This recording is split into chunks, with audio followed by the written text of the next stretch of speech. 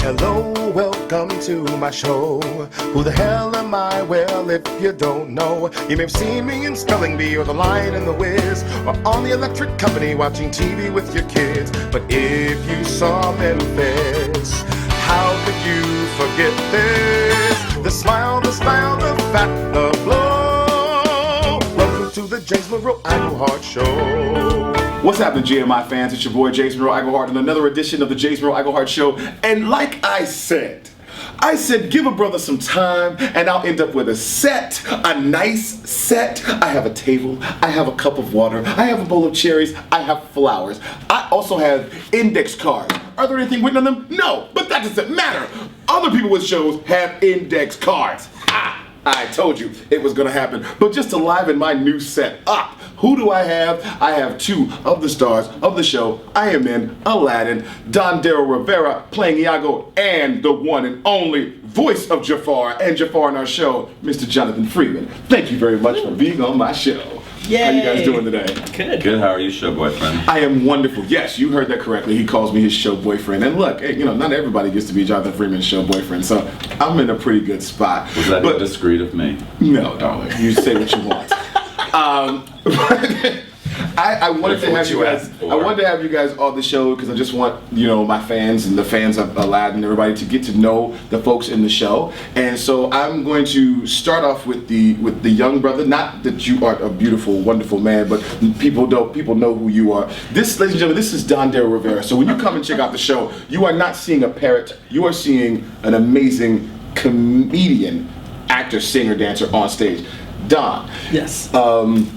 This is your first time acting at the Fifth Avenue, right? Absolutely, yes. But you've been in Seattle for how long? Well, I graduated from Cornish in 2006, and that's when I started my career.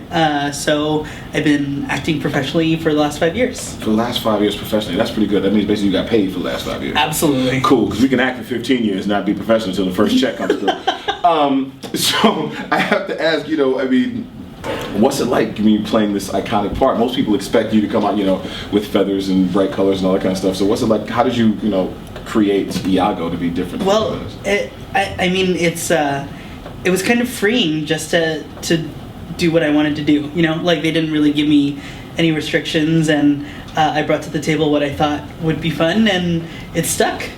I have to tell you guys have got to see the show because the mess is just funny. I mean, the stuff that he does is ridiculous. So, Don, I have to just because people don't know you. Okay. A little bit from your background. Where are you from? I am born and raised in Seattle. Cool. I went to 13 years of Catholic school, and then I went to an arts conservatory. 13 years of Catholic school, and you're an actor. Wow. That didn't work at all. No. Okay. So what was that like? Well, let's go into it. It was fine. Really? It was cool? Yeah. You don't have any like bad memories of maybe? Well, okay, here, I'll tell you this story. This is actually really interesting. So, my junior year of high school is when I decided to be an actor. And I kind of, you know, took school and pushed it to the side, and I actually failed my junior year of high school. And I failed 3 classes. After you fail 2, they kick you out of school. And Which so ones were they? I failed a religions class. Oh, wow. I failed U.S. history. Oh, come on! Oh, yes. And I failed. Oh God, what was the other one? Was it Memorization. No. It was a math class. I can't remember which one. History and math. Yeah. You're Asian. I know. What's wrong with you? So after I'd failed, sorry, that was totally racist. No, totally fine. Sorry. The beginning of that summer, I got a call from the principal saying we need to see you with the drama director. And so I came into the office and they were like, look, we're not going to fail you.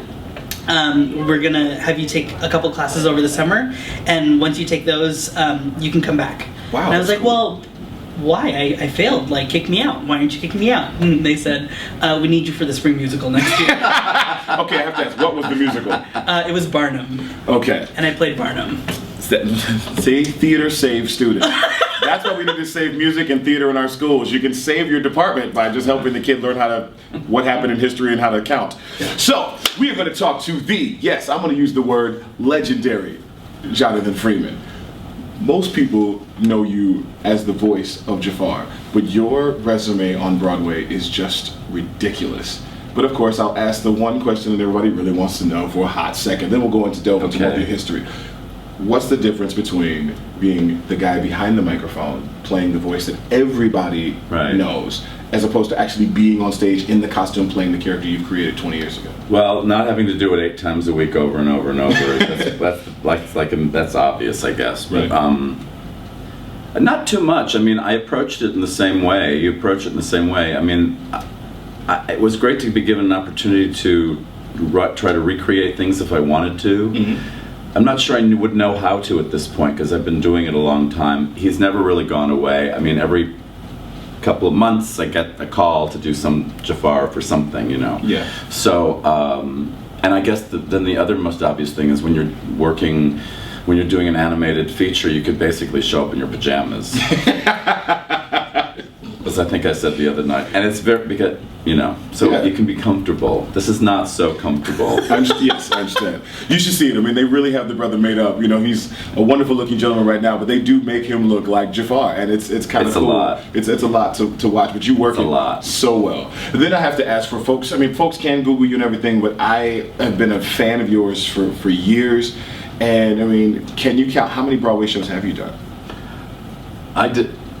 Not that, like a dozen maybe. I don't know. I haven't counted either. Stop for a second. He says like a dozen. Well, like around maybe 10 or 12. I don't know. 10 or 12. Like 10. Like everybody just does 10 or 12 Broadway James, shows. you'll do 10 or 12 by the time I'm old. By the time you're my age, you will have done at least 10 or 12, and so will you have. You are not old. Like, well, I mean, I'm old. Yes. Well, I'm a lot older than you guys are, and by the time you get to be my age, you will have done a lot more shows, off Broadway, Broadway tours, musicals, animated features. What's your favorite? Like, if you could just pick one out, what was like one experience, theater experience that you've had that was like your favorite? It doesn't have to be Broadway, anything.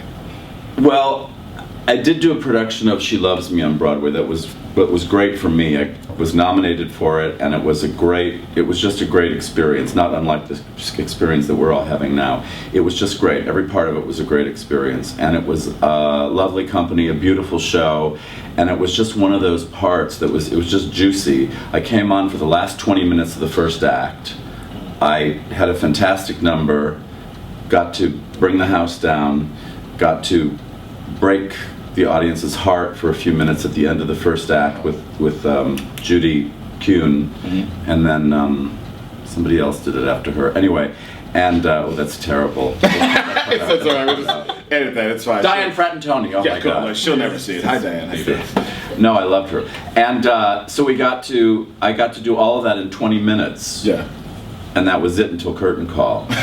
So I mean, I'm not trying to tell you like I like to have a short amount, but it's very satisfying and gratifying to know you can go downstairs for 20 minutes and clean up and then go back to your room, relax. That was kind of nice, and it was just a beautiful show. Everything about it was beautifully put together. It's so it's such a blessing and fun for me to be able to work with someone that I looked up to, for so long, and then for you to be so nice and so humble about the whole situation. But I have to ask Dawn, when I remember we did our first reading of Aladdin and Jonathan spoke, what did you say? I yelled, "Oh my God!" Because it's like you hear the voice, you're like, "Holy crap!" So I mean, how have you guys created the chemistry between Jafar and Iago in the show? Jonathan's just such a nice person, and it's like it's so comfortable. It really is. Like, I can bring something to him, and he bounces it right back, and he's a very generous team partner. It's very interesting to have. Well, it was very interesting. Well, the first time that I heard that Iago was going to be a person, I was like, okay, you can talk about this another time if you want to, but I mean, it's an old story. Yes. Thousands of years old. And, I think originally it was set in China, if I'm not mistaken. Mm-hmm. But it's been put all over the map, They've just taken the story, moved it all over the map. So there isn't any reason why Iago, in this version, just because he was a bird before, had to be a bird. Right. He could have been anything. He could have been a plant. He could have been you know what I mean? That would have been cool. But luckily we got Don, and he's just terrific. And he's funny, and he's fun to work with, and there's a big height difference, especially when we're in our costumes, which is just, the visual thing is really useful. And I don't know, it's sort of it's been an experiment. It's been a really successful, I think, experiment.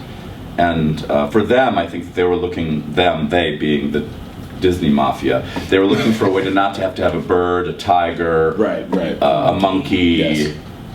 the talking, walking carpet. I think Right. they were looking for ways creatively, I mean that in the best way, to Yes. solve the problems and make them advantages, and they did, and especially with Don. I mean, I think it's a great. I want to know. You just asked Don what it was like for you to play a part that people expect to be a bird. I want to know what you think it's like the moment that you come out and I say, "What now, Iago?" Do you think the audience is going, "Oh, he's a man," or do you think they're going, "What?" Or do you think they're going, "He doesn't look like a bird," or do you think or do you think they're going, "Oh yeah, feathers, bird"? I mean, what do you? I don't know. I'm like solving this problem in my head every night. It's I listen very carefully. Yes, I was actually thinking this about this week too. I'm not sure. I think they put it together right away. Yeah. That I am Iago, I think so. but I definitely think so. I think as the show goes on and they get to look at my costume and they get to look at my mannerisms, I think that they find what they want in Iago, what they know of Iago, Yeah. and then they accept. And also, the new character. there's a great line that Chad put in. I won't say what it is because I don't want to wreck the joke, but there's a line that you say to him that's just such a wonderful, it kind of bridges the two And it's early. mediums together. Yeah. It's They very get early. it right away. Yes. There. I know they're like, "Oh, okay." Yeah. But yeah. I think it's gradual steps Yes, throughout the entire definitely. show. Yeah, I don't know. I mean, I'm. There's a lot of instances, the genie is no longer gosh, blue. Trust me. Thank I mean, God for that. Blue club. But you know what I mean?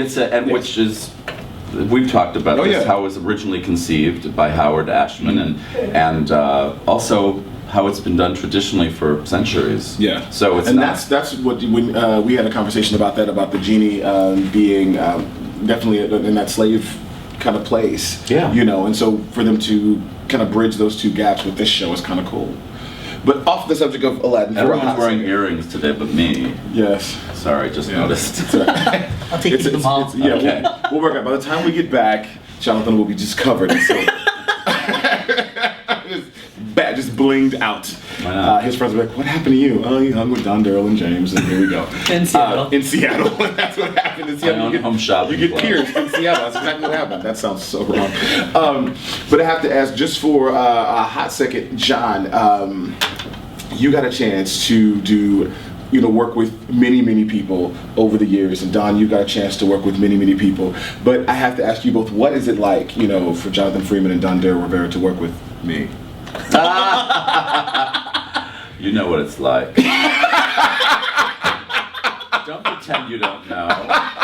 Why is he pretending like he doesn't know that he's adorable? He's talented. He's musically exceptionally musical. I mean, there's nothing not to like about working with Well, you. thank you very much. That's why I call you my show boyfriend. I understand that, and I accept that. I just wanted to get that voice saying it on tape so everybody knows it's, was really there. It's permanent now. It's permanent now. Yeah. It can't be taken away. I talked to him a little bit about it, and he explained to me what Howard's original vision was, and he told me that I was definitely in the right space. Yeah. And it was a trip, because I'm like, this is Alan Menken talking to me saying That's this. I'm crazy. like, that's crazy. Well, that's what I remember. That's what I remember too. And so I mean, it's just it's revelatory, really, to see you do it, because the music. I mean, Mr. Aladdin, sir, what is your pleasure, please? I mean, it couldn't be more Cab Calloway-ish, James Monroe-ish. If it had been written yesterday for you for today, you know what I mean? No, I mean, I know what you mean. it fits you like a glove. And I have so much fun doing it. But this isn't the first time we worked together. No, actually, John and I did a reading of a musical called The Blue Lobster a while back, and A $50,000 reading. a $50,000 reading. Yes, and I remember when he was sitting behind me, and I heard the voice the first time, and I was like, that sounds like somebody. And I went, got my phone out and quickly Googled the name on the read. I was like, oh crap! And the first time that I heard you sing in that reading, I thought, that sounds like the genie to me. Really? Wow. Yeah, and we'd only done one reading of Aladdin at that point, I think. Yeah. When was Yeah. that? Was in the summer, right? Mhm. Yeah. Yeah. So, but listen, John, Don, thank you so much for being on the JMI show. It is a pleasure to have you both on here. It is a pleasure to share the stage with you. And ladies and gentlemen, fans of the JMI show, I mean, think about it. You have the legend and the soon-to-be legend on my show. That's amazing. That's just amazing. Like, completely blowing my mind. This has been like the coolest experience ever. So, it's another episode. See you guys soon. Peace.